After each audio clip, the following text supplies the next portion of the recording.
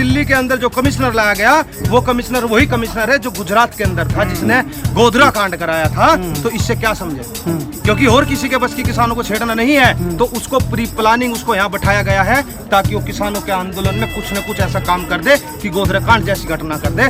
लेकिन ये किसान समझदार है, जिस दिन इन लोगों ने ऐसी हरकत कर दी पूरे देश का किसान इस सरकार को उठा के फेंक देगा। इस मोदी को अपनी आत्महत्या करनी पड़ेगी, हिटलर ने अपनी आत्महत्या करी, इसको भी आत्महत्या करनी पड़ेगी। सोनू सूद जिस टाइम पूरे भारत के अंदर लोग जान की भीख मांग रहे थे, जिस टाइम वो देश के लोगों की सुरक्षा कर रहा था, लोगों की जान बचा रहा था, और उस समय मोदी जी अपने घर के अंदर बिस्तर के अंदर पड़ के सोए हुए थे, उस समय जिस आदमी ने देश की रक्षा करी, क्योंकि उसका फोटो जहाज के ऊपर छप गया और इनका फोटो एक थैले पे छप गया, तो इनसे वो बेइज्जती बर्दाश्त नहीं हुई। इन लोगों ने तुरंत के तुरंत ही उसके बाद छापे मरवा दिए। जो वहाँ पे मुजफ्फरनगर के अंदर आपने भीड़ देखी, उस भीड़ का गुणगान आप लोग वहां से लगा सकते हैं कि 20-20 किलोमीटर तक जब रोड जाम था, उससे ये सारी भीड़ बीजेपी के खिलाफ वोट करेगी लगता है उत्तर प्रदेश। भाजपा के खिलाफ तो यही सारा। आज पूरे देश के अंदर बेरोजगार दिवस मनाया जा रहा है। किस लिए मनाया जा रहा है? विश्व का पहला ऐसा प्रधानमंत्री है जिसका जन्मदिन बेरोजगार दिवस के रूप में मनाया जाता हो। और आज एक मुहिम चली हुई है, या तो कुर्सी छोड़ो या पढ़े लिखो को रोजगार दो। आज पूरे देश में ट्रेंड चला हुआ है, बेरोजगार दिवस के रूप में मनाया जा रहा है। विश्व का पहला ऐसा प्रधानमंत्री है जिसे बेरोजगार दिवस के रूप में मनाया जा रहा है, जिसका केक काटा जा रहा है, उसकी तस्वीर। कोई फर्क नहीं पड़ा, पिछले साल भी युवाओं ने इसी तरह बेरोजगार दिवस मनाया था। देखिए, जब सरकार तानाशाह हो जाती है ना, उसको ये लगता है कि फर्क नहीं पड़ रहा। फर्क पड़ा हुआ है, सरकार डरी हुई है, सहमी हुई है, उसको पता है कि तेरे साथ क्या होने वाला है। लेकिन वो चीज क्या है, आज के समय Bharatiya Janata party echo chamber में फंस चुकी है। इको चैम्बर जानते हैं क्या है? क्या है इको चैम्बर? वो है जो हम बोलते हैं वही हमें सुनाई देता है। जैसे हरियाणा के अंदर भारतीय जनता पार्टी ने कहा, क्या लगा भाई, अब की बार 70 पार सुनाई दिया, 70 पार, अब की बार 300 पार, अब की बार 500 पार, तो उन्हें अपनी आवाज खुद सुनाई दे रही है। ये इको चैम्बर है, और इको चैम्बर इन लोगों को बर्बाद कर देगा। आज के समय भारतीय जनता पार्टी इतने बुरे इको चैम्बर में फंस चुकी है क्योंकि उनके ही लोग वही झंडा उठा करके वहीं पे जितनी मीडिया है उन्हीं से सर्वे करती है।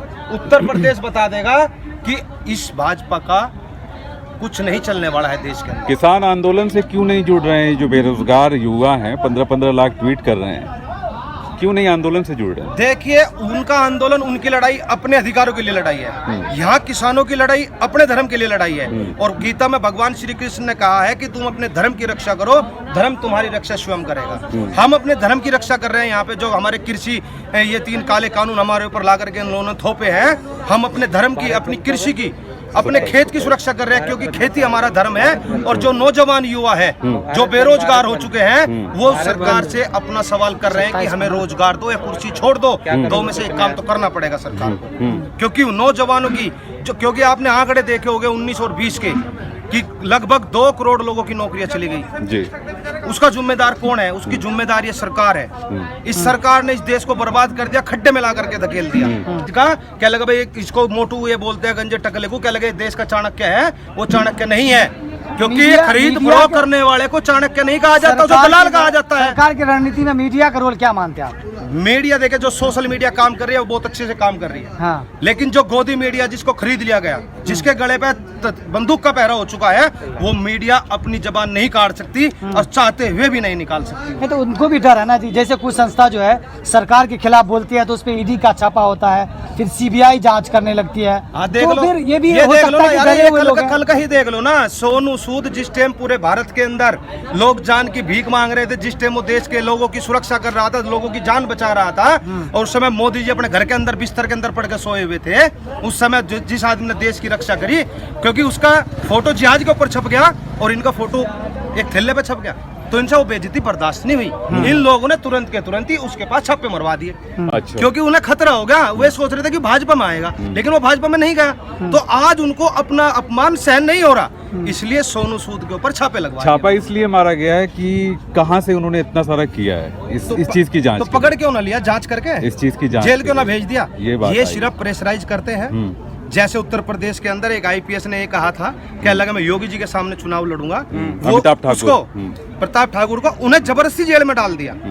और रही बात उत्तर प्रदेश, यहाँ दिल्ली के अंदर भी, दिल्ली के अंदर जो कमिश्नर लाया गया वो कमिश्नर वही कमिश्नर है जो गुजरात के अंदर था, जिसने गोधरा कांड कराया था। तो इससे क्या समझे, क्योंकि और किसी के बस की किसानों को छेड़ना नहीं है, तो उसको प्री प्लानिंग उसको यहाँ बैठाया गया है ताकि वो किसानों के आंदोलन में कुछ न कुछ ऐसा काम कर दे कि गोधरा कांड जैसी घटना कर दे। लेकिन ये किसान समझदार है, जिस दिन इन लोगों ने ऐसी हरकत कर दी पूरे देश का किसान इस सरकार को उठा उठा के फेंक देगा। इस मोदी को अपनी आत्महत्या करनी पड़ेगी। हिटलर ने अपनी आत्महत्या करी थी, इसको भी आत्महत्या करनी पड़ेगी। भारत बंद को लेके क्या तैयारी है? देखिए, पूरे देश में जोरों शोरों से तैयारी चली हुई है। जैसे आज पूरे देश में बेरोजगार दिवस मनाया जा रहा है, उसी तरीके से भारत बंद का आह्वान पूरे भारत में किया जा रहा है। भारत बंद रहेगा, पूरा पाई पाई बंद रहेगी। और ये भाजपा जो अपनी चाल चलना चाह रही है वो कामयाब नहीं हो सकती, क्योंकि अंधभक्त आकर के इसमें विरोध प्रदर्शन करने का प्रयास करेंगे और उस चीज से सरकार के मनसूबों को पता चल जाएगा कि ये सरकार कितनी निकम्मी और कितनी घटिया सरकार है। भारत बंद आपने कई बार कर लिया, कई बार रेल रोक ली, रोड रोक ली, लेकिन नतीजा तो कुछ नहीं निकला। और ज्यादातर देखने को मिला कि विफल ही रही है जितने। मैं आप लोगों को एक चीज बता देता हूँ कि शहीद भगत सिंह ने एक बात कही थी कि बहरे लोगों को आवाज सुनाने के लिए एक धमाके की आवश्यकता है। और हम बार बार कुछ न कुछ धमाका, कुछ न कुछ उस पिलर पे चोट मारते हैं, क्योंकि ये सरकार बहरी हो चुकी है। और गूंगी बहरी सरकार को जगाने के लिए कुछ तो करना पड़ेगा। आज हम जो परिवर्तन लेकर के आ रहे हैं, आज जब हम पूरा भारत बंद करेंगे, क्या उस सरकार को सुनाई नहीं देगा? क्या उसको पता नहीं चलेगा कि आज भारत बंद है? लेकिन 9 महीने में नहीं सुनाई दिया तो एक दिन में क्या सुन पाएंगे वो? कब तक नहीं सुनेगा? 10वां महीना चल रहा है। कब तक नहीं सुनेगा? मैं कहता हूँ, माझी की कभी कहानी पढ़ना। माझी ने पूरा पहाड़ खोद दिया था अकेले ने दिल्ली तक आने के लिए। ठीक है, एक एक हमारी चोट इस सरकार के लिए, इसकी दीवार गिराने का सरकार को सबसे बड़ी चोट कब देंगे ये बताइए? सरकार को एक पहली छोटी चोट अब 2022 में देकर सबसे बड़ी चोट देंगे 2024 में। क्योंकि और मुझे तो ऐसा लग रहा है कि 2024 तक सरकार चल ही ना पाए, क्योंकि आज बगावत हो चुकी है भाजपा में भी। लोगों को यार, लोगों से अभिव्यक्ति की आजादी छीन ली। बगावत सबसे बड़ी चीज ये है, सबसे बड़ी समस्या इस देश के अंदर एक आ रही है कि यार हमने सरकार चुनी, चलो हम विपक्ष में। आज किसान सवाल कर रहा है, अगर विपक्ष भी सवाल नहीं कर रहा है, विपक्ष सवाल करेगा क्योंकि वो विपक्ष में है। लेकिन कुछ और जो सत्ता में है, सुनिए, जो सत्ता में है, जिन्होंने सरकार को चुना है, उन लोगों को सरकार से सवाल करना चाहिए। लेकिन उत्तर प्रदेश में ये भी देखते हैं कि जो छोटी छोटी पार्टियां हैं, 1 मिनट पहले बात पूरी हो जाने दी। जिन लोगों ने सरकार को चुना है, उन लोगों को आज सरकार से सवाल करना चाहिए। और अगर वो सवाल ना कर सके तो उन्हें अपने आप से सवाल करना चाहिए कि तुमने चुन क्या लिया, जिसने तुम्हारी अभिव्यक्ति की आजादी भी छीन ली।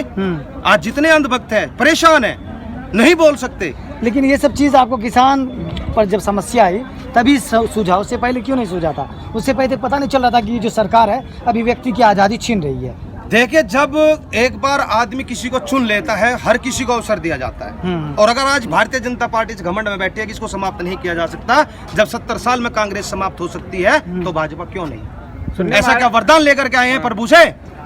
ये इस देश की सबसे निकम्मी घटिया सरकार है और इस सरकार को इस यहाँ से जाना पड़ेगा, इसको उखाड़ फेंका गया। लेकिन एक और चुनौती है, जैसे उत्तर प्रदेश में छोटी छोटी पार्टियां कहती हैं कि हम किसानों के साथ हैं, लेकिन वो जो है चुनाव में गठबंधन करने जा रही है बीजेपी से, तो कैसे किसानों के साथ वो छोटी पार्टियां?